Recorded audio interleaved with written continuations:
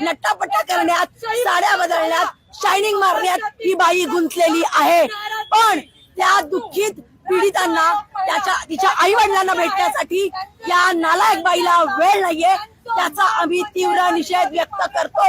या पीडितेच्या बाजूनी न राहता पीडितेच्या विरुद्ध सगळे स्टेटमेंट करून त्या मुलीचं चारित्र्य हनन केलं, तिच्या चारित्र्यावरती बोट उठेल असे स्टेटमेंट केले, हे अत्यंत चुकीचं आहे। त्या प्रत्येक वेळी प्रशांत बनकरची बाजू घेताना दिसल्या।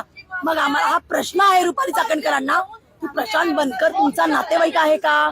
तुम्ही एवढी त्याची बाजू घेताय आणि तुम्ही सरळ सरळ त्या मुलीला सांगताय किंवा तिच्या बाबत अशी माहिती दाखवताय की ती मुलगी ही चारित्र्यानं खराब होती, तिचे एका वेळी अनेकांबरोबर संबंध होते, हे सांगण्याचा तुम्हाला अधिकार दिला कुणी? मुळातच या सगळ्या प्रक्रियेमध्ये प्रशासन खूप मोठा जबाबदार आहे आणि प्रशासनानं तिचा जीव घेतलेला आहे।